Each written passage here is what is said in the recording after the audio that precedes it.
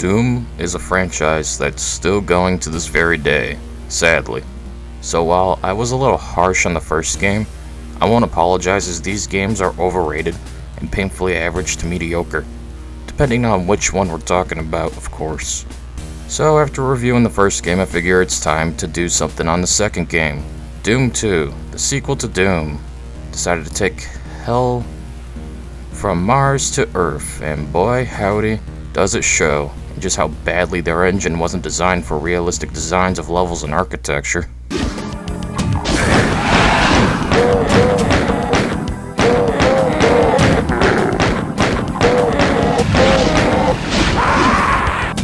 So, this game is a lot less forgiving than the first. For some reason they decided to turn up the difficulty even on lower options.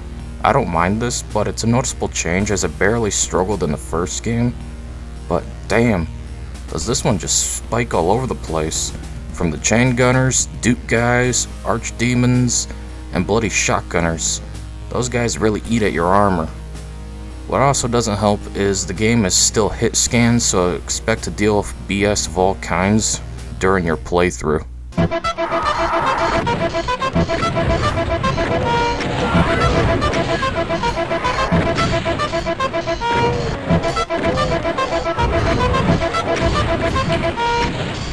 The problems I've had with the first game are still present, such as the bad platforming and easy to fall off ledges.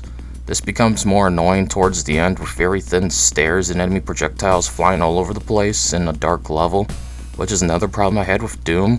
Many areas are pitch black and you rely on screen flashes from explosion, damage, and gunfire to see. While I could turn up the brightness, that would defeat the purpose and in turn also mean another problem. I shouldn't need mods or brightness to see appropriately in games. Just learn to make a good game.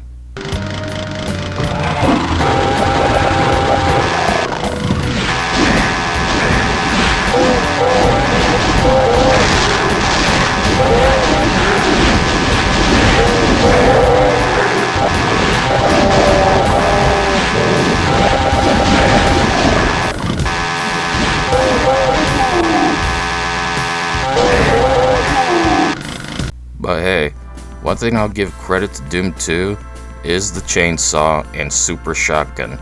These two weapons are easily my favorite. The super shotgun destroys the original. It makes getting the original feel like a kick in the balls. While G-Man Lives no doubt enjoys that sort of thing, I just want the better shotgun that insta-kills almost anything and everything on any difficulty. Nothing more satisfying than going into a room full of demons and killing them all with a single shot.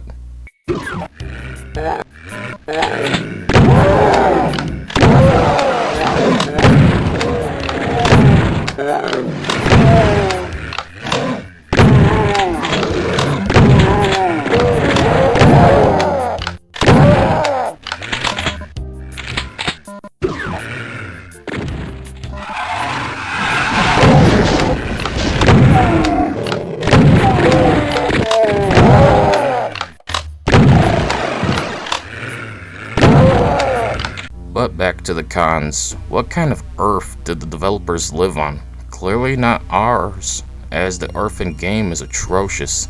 Easily the weakest part of the game is the selling point, Hell on Earth.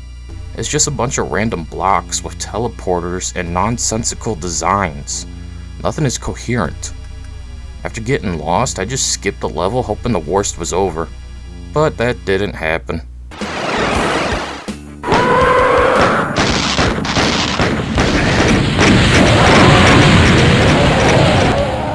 Yeah, the developers thought, hey, let's add a bunch of random explosive barrels to the game. Well, this is clearly where Cyber Scam 2020 got its level design from, because just like that game, there's a bunch of insta-killing explosive barrels all over the place. At least in this level especially. This one is the worst level. Honestly, not much else to talk about. It's still Doom 1, but with some new weapons. They did remove some enemies, but who the hell cares? The Duke guy is here, and that's all that matters.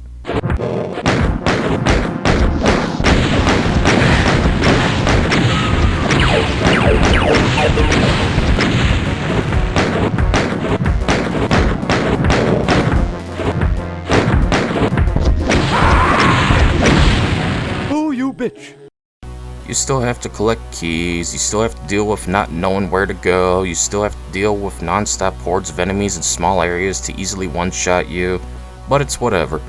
Honestly though, I do prefer Doom 2 over the first game. Despite my gripes with the series, Doom 2 is a decent game, just nothing special as every other reviewer tends to make it out to be, especially those boomer shooter YouTubers. At the end of the day, Doom 2 is just another painfully average game that people act like it's the second coming to Jesus himself of. But unlike majority of Doom reviewers, I don't circle jerk the games. I'll call out their BS because nothing is perfect, and the sooner gamers accept that, the better this industry will become, because there will be less fanboys. But sadly, that will never be a thing.